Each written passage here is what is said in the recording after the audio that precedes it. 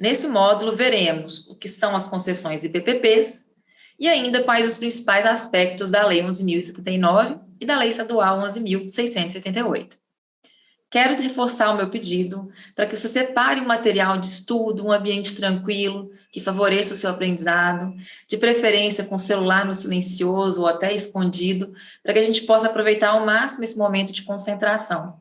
É muito importante que você anote suas dúvidas e nos reporte nos canais de comunicação postos à disposição de vocês. Vamos lá. Eu começo todo módulo com uma questão que norteia a discussão feita. E para falar de PPP, nada melhor do que começar do conceito. O que são, então, as concessões e PPPs? Vocês já discutiram esse assunto? Eu gostaria que você pausasse o seu vídeo 1 minuto e registrasse qual que é a sua posição, qual é o conceito de PPP que você já vislumbrou ou estudou em outra oportunidade. Claro, se nunca tiver contato anterior, não é problema algum. O objetivo de responder a questão agora é apenas se situar para que ao final desse módulo a gente possa perceber a nossa evolução e quais são os elementos que construímos juntos para a conceituação das concessões e PPPs. Voltamos, então? Já escreveu? Vamos, então, falar sobre o que é concessão olhando no panorama. O que é olhar no panorama? A concessão é uma árvore que está dentro de uma floresta no microsistema de contratações públicas brasileiras. Nós somos um país que ama leis. Temos um inchaço normativo muito grande quando o tema são contratações públicas. E vou fazer aqui um breve panorama para que a gente possa situar essas figuras na nossa legislação. Em termos de leis gerais, a primeira lei que surgiu pós-Constituição é a famigerada Lei 8.666 de 93, também conhecida como Lei Geral de Licitações e Contratos. Essa lei está em vias de ser revogada, né, como sabemos, mas ainda é vigente, e ela é uma lei que norteou muito a concepção do direito brasileiro, que seriam contratações públicas. Como essa lei, apesar de ser geral, ela não cobria todas as situações possíveis, observamos um fenômeno de surgimento de leis específicas, leis que tratam de temáticas específicas no universo das contratações públicas. E a primeira delas é justamente a Lei 8987, que a gente chama de lei de concessões comuns, ou de concessões de serviços públicos. Essa é uma lei relevante para o nosso estudo, nós vamos passar por ela em diversos momentos aqui do nosso encontro.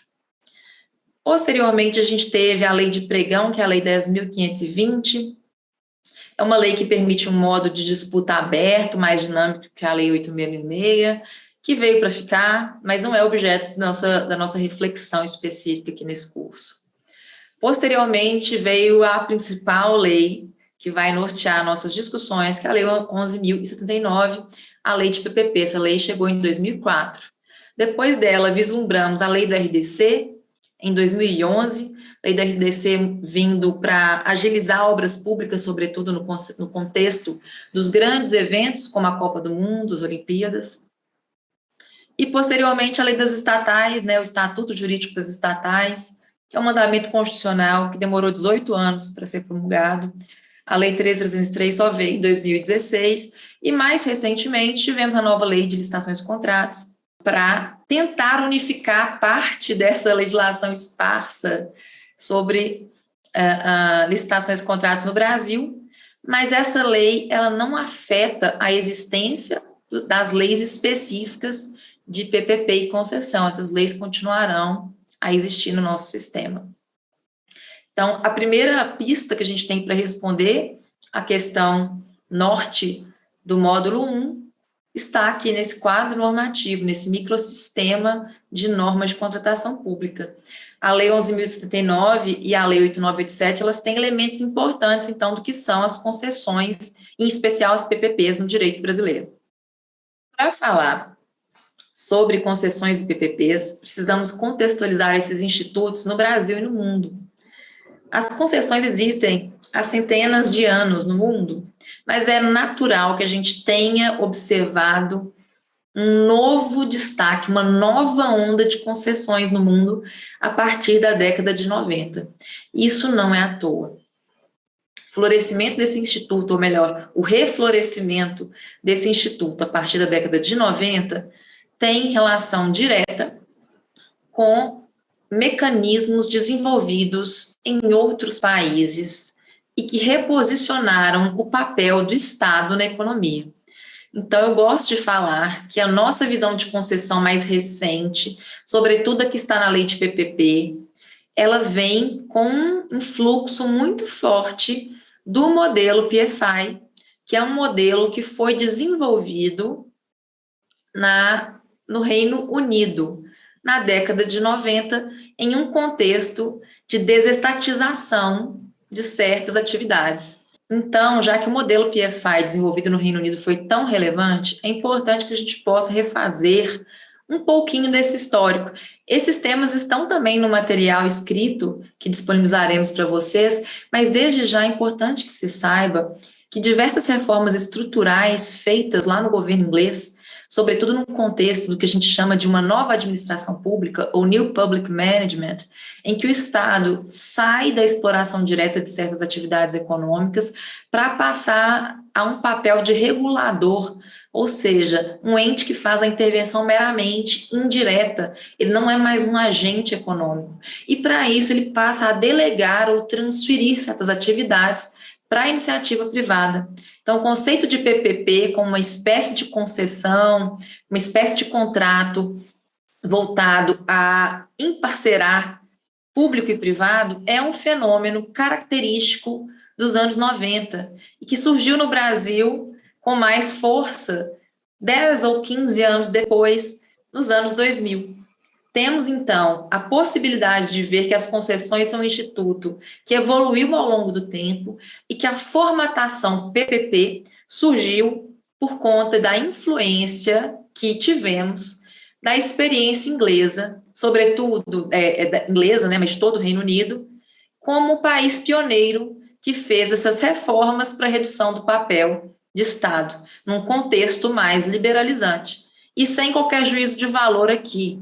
Não estou me posicionando contra ou a favor das modificações econômicas, mas fato é que a doutrina é uníssona em reconhecer que a origem do fenômeno PPP está relacionada a esse contexto econômico. E é por isso que quando olhamos conceitos de matiz mais econômica, que sejam mais amplos de PPP, eles vão estar justamente relacionados à transferência de uma atividade ao privado, na qual o privado assumirá um risco significativo e responsabilidades relacionadas à própria gestão. As decisões de gestão daquele ativo saem da mão do parceiro público e vão ao parceiro privado. O parceiro público, então, desempenha um novo papel, que ele fiscaliza o desempenho, ele está voltado a identificar a performance, o bom resultado do parceiro privado, e não em fazer um gerenciamento bem minudente, aquele gerenciamento que olha ato a ato do privado, porque a função da PPP é justamente acontecer essa parceria em que eu transfiro em um contrato de longo prazo atribuições que estavam na esfera pública para esse parceiro privado. E existem mecanismos para incentivar esse desempenho que estão na mão do parceiro público. Que mecanismos são esses? Avaliação de desempenho e a remuneração conforme esse desempenho e a própria demanda ou uso do serviço, que é o que a gente chama de remuneração variável. Então, esses conceitos de PPP como um mecanismo de maior eficiência estão, então, relacionados a esse conceito mais amplo de reforma da própria atuação ou do papel do Estado. Se a gente olha para a nossa Constituição, mesmo ela sendo de 88, antes da recepção da PPP, portanto, no direito brasileiro, ela já possibilitava a exploração indireta de serviços públicos para os diversos entes políticos, pela União, pelos estados, pelos municípios. A concessão ela é vista com uma possibilidade de delegação pela própria Constituição. O que a gente teve foi uma evolução da legislação infraconstitucional para definir o que é essa concessão. A gente já tinha no direito brasileiro tradição em relação à concessão de serviço público. As concessões de serviço público, elas aconteciam desde o início do século XX no Brasil. mas a harmonização desse regime jurídico e a solidificação normativa deles aconteceram a partir da década de 90, com a Lei das Concessões, Lei 8987. E as PPPs vieram em 2004, com a Lei de PPPs, Lei 11.079. Então, vamos vislumbrar agora, a gente está descendo cada vez mais ao conceito de PPP, desde um conceito histórico e econômico, passando agora para a conceituação jurídica. E é por isso que sempre que alguém te perguntar o que é PPP, devolva a pergunta primeiro. Em que sentido você me pergunta? No sentido amplo, no sentido econômico, no sentido histórico? Ou no sentido jurídico, no sentido normativo? A partir de agora, a gente vai falar mais desse fenômeno da delegação num sentido normativo, num sentido mais técnico. E é por isso que eu trago a própria legislação vigente no primeiro momento aqui. As conceituações de PPP, elas estão tanto na lei federal quanto na lei estadual 11.688, que é a lei do Estado de São Paulo. Para a legislação nacional, a regulamentação ela é bastante ampla, trata como parceria público-privada qualquer contrato de concessão que seja celebrado na modalidade patrocinado administrativo. Então, é uma definição que abarca dois tipos de concessões, concessão patrocinada e concessão administrativa. Então, a PPP no direito brasileiro é sempre um contrato administrativo com essas duas modalidades. Se eu olho para a lei estadual, tem mais detalhes, né? Ela vai falar materialmente o que é a PPP. Então, ela vai dizer que são mecanismos de colaboração entre o Estado e agentes do setor privado, e que esses agentes vão ser remunerados segundo critérios de desempenho, em prazo que seja compatível com a amortização dos investimentos realizados, que são investimentos muito pesados, por isso a gente tem contratos de longo prazo. Esse prazo longo, ele é voltado à amortização dos investimentos feitos pelo parceiro privado. Se eu olho este universo de atuações de delegação, é muito comum que nos dizeres populares seja confundido o termo de concessão, o termo de PPP, como sendo um tipo de privatização. Mas aqui, falando tecnicamente, a delegação por meio das concessões não se confunde com uma privatização em sentido estrito. E esse é outro conceito que eu gostaria de tratar com vocês na aula de hoje. A privatização, ela visa a retirada definitiva de certa atividade ou ativo do ambiente estatal. Então, eu tenho uma alienação dos ativos estatais e o Estado deixa de ser dono, né? Por exemplo, se eu tenho uma empresa estatal que faz distribuição de energia, eu posso simplesmente, num processo de privatização, alienar esse controle acionário que pertencia ao Estado, e a partir daí, essa empresa pública, né, ou em sociedade de economia mista, vai deixar de ter essa natureza estatal e vai ser uma empresa privada. O Estado vai regular a atividade econômica fazendo uma interferência, né, que é indireta. Não é mais o Estado prestando diretamente uma atividade econômica.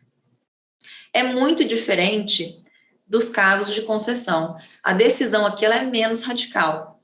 A titularidade do serviço ou atividade continua sendo do Estado. A única decisão que se tem é: vou prestar ela diretamente ou vou delegar a um terceiro? As concessões, elas entram como previsão constitucional, como opção que o gestor tem para delegar a prestação de certos serviços, atividades ou exploração de bens. A concessão comum, que é uma concessão mais tradicional, mais antiga no direito brasileiro, ela vai visar delegar a exploração ou prestação de serviços públicos, obras públicas ou uso de bens públicos. Ela tem que ter um prazo determinado, embora esse prazo não seja fixado em lei, e ela possui uma forte regulação. Essa regulação ela pode ser discricionária, muitas vezes feitas, por exemplo, por agências reguladoras, ou contratual. O próprio instrumento do contrato de concessão estipula critérios técnicos, econômicos e financeiros da regulação daquele serviço. E lembrando, a titularidade sempre será do Estado. O que ele está delegando é apenas a prestação e a gestão daquele serviço público. Tem mais dois tipos de concessão no direito brasileiro, que são as PPPs em sentido estrito, né? PPPs, parceria público-privadas em sentido estrito, no direito brasileiro, são a concessão patrocinada e a concessão administrativa. Concessão patrocinada parece muito com a concessão de serviço público.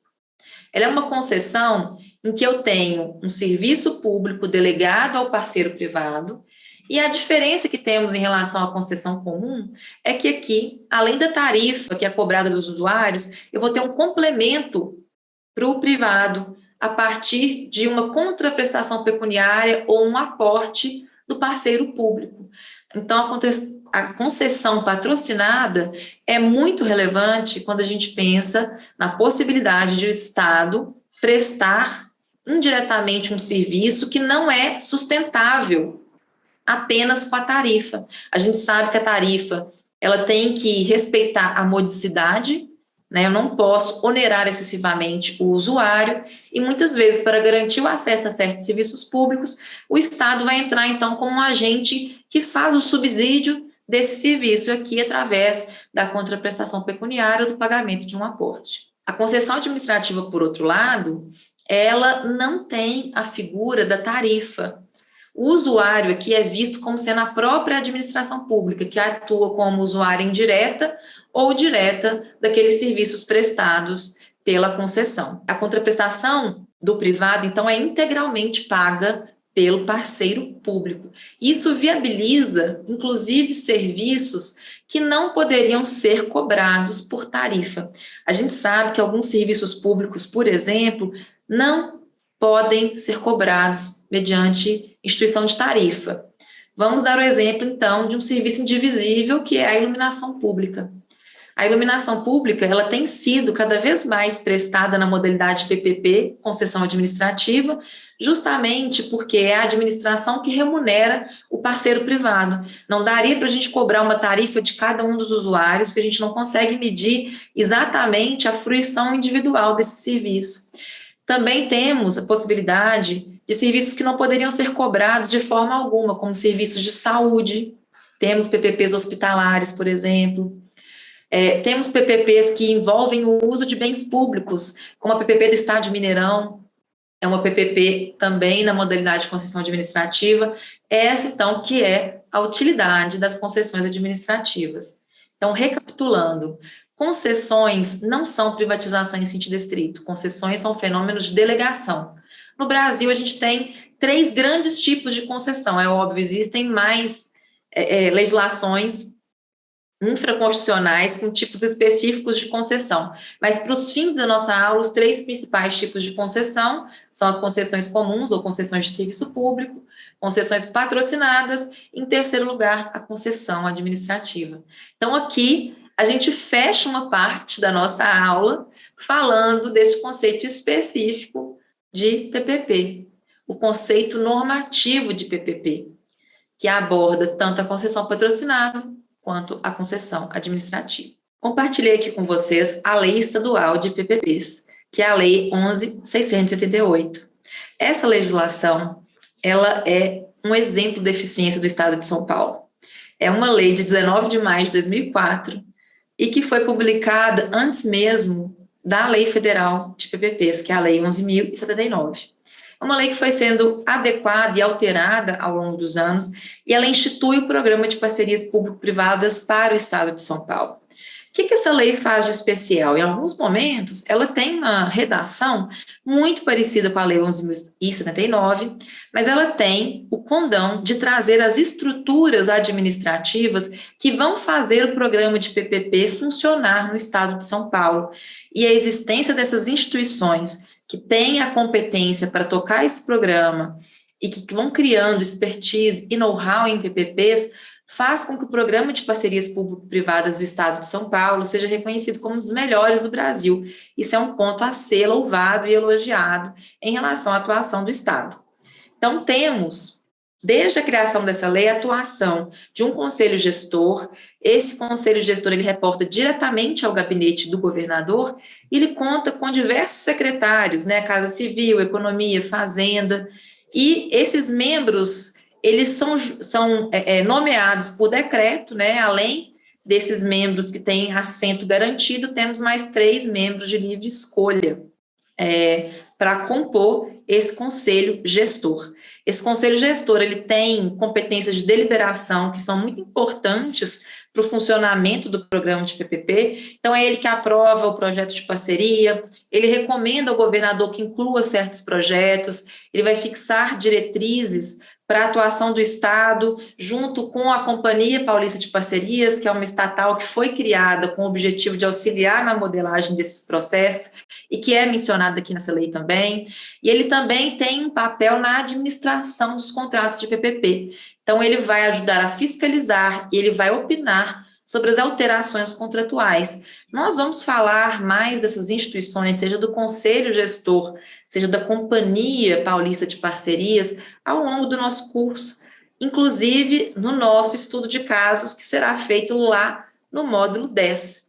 Nós vamos falar, inclusive, de como que a gente faz a política pública de parceria público-privada, quais são os critérios, quais são as questões que vão sendo avaliadas no momento de se decidir pela realização de uma PPP.